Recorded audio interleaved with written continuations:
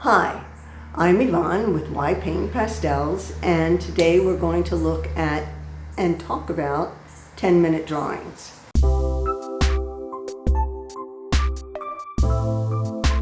Since we're at home, sheltering in place, following the COVID-19 directive, we have the time and the opportunity to add these exercises into our art and do these exercises that'll really help us. We live in a three-dimensional world with height and depth and width, and when we're trying to put that three-dimensional world onto a two-dimensional piece of paper. And one of the most important things to make that work is the use of perspective. And often we think we need to use triangles and T-squares and measure out everything.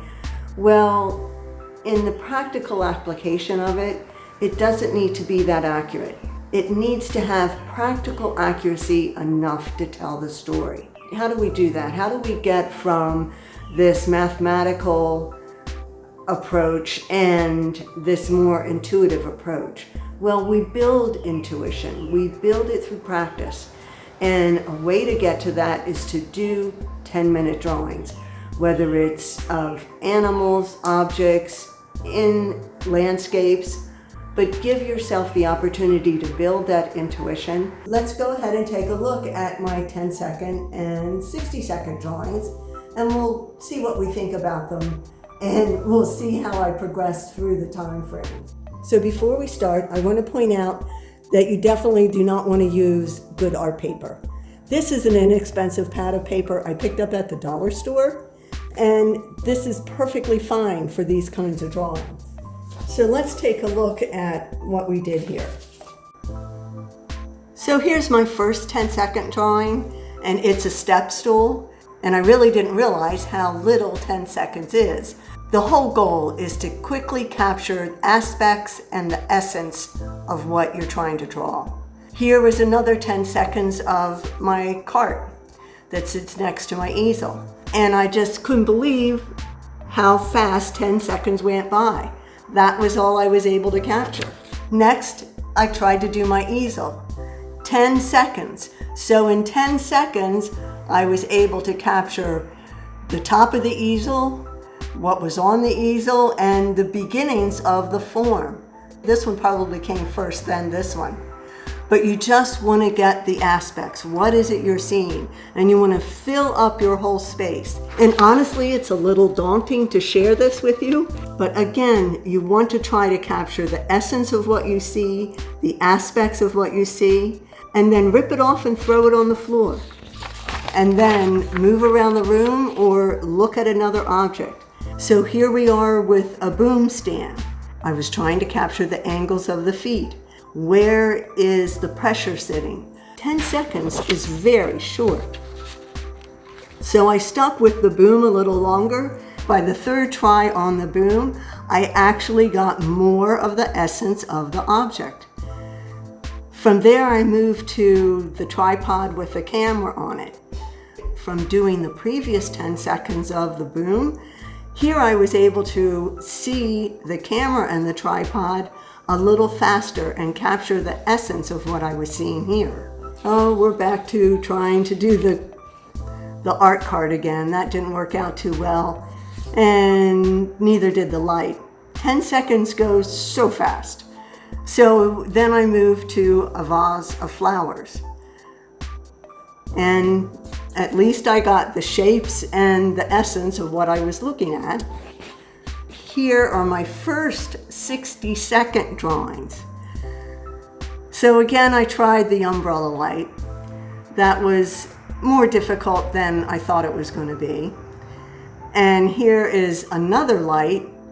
You will be surprised again at how short 60 seconds is. And the whole point is to just do them and move on. Keep learning how to see the lines, the form, what are the key component parts. And that's what you want to capture, whether it's 10 seconds or 60 seconds. And here's another 60-second drawing, and this time of the camera on the tripod. I'm primarily sharing these with you so that you can see how crazy these drawings are. They're not going to be perfect. Do not expect them to be perfect. Go quickly. Set your timer. Get ready. Look at the angles. Look at the perspective of what you're looking at. Take a breath. Think of these things and then move forward. And when the timer goes off, stop. What you got done, and do another one. Keep doing them in succession. So here's another picture of the boom, and I actually got further in 60 seconds. And the last attempt at the camera, and you can start capturing more of what's going on. And the last 60-second drawing was of the vase of flowers again.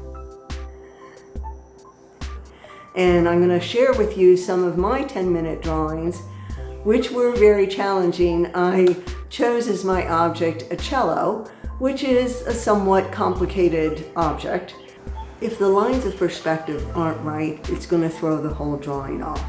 And there are going to be times when not only will things look a little weird and wonky, it's going to literally flatten your picture. When we're drawing, we also need to think about the things we can't see.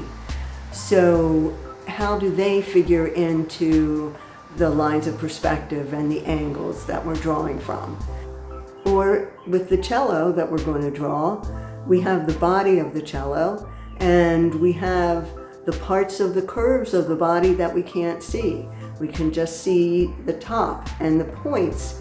The curves are in the body and it goes down. Well, where does it go down to? Where does it end? So that when that body comes forward, the base of the body is connected to the whole thing. Before we get into that, like, subscribe, and ring the bell. So after getting my easel set up and setting the cello in place, I took a breath before setting the timer, and I thought about the lines of perspective, what the convergent points were, what the horizon was, and got the distance and perspective from where I was standing to where the cello was, and took a breath, and then hit the timer and started drawing.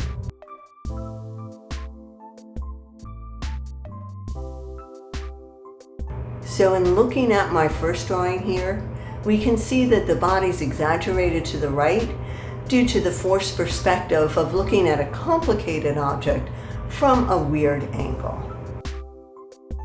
In my second 10-minute drawing, I've definitely changed the focal point.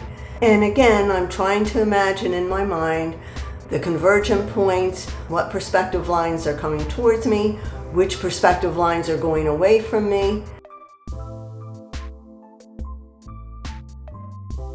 And most importantly, I'm trying to imagine those perspective lines for the pieces of the cello that I cannot see, so that everything stays cohesive. The other challenge here is capturing the tilt of the neck, because the neck is not flush with the body of the cello. It's at an angle. It's lifted up from the center and then goes down. So not only do you have to get the angle and perspective right of the neck itself, but you have to get that tilt in there. While I am happier overall with the perspective that I captured in this third drawing, I can definitely see that I missed the mark in the lower left-hand side of the cello because I did not stay true to the invisible parts of the cello I couldn't see. So the perspective of the bottom part of the body is a bit out of whack there. And then after I did the cello, I ended up doing Safe Landing, and Safe Landing was so much fun.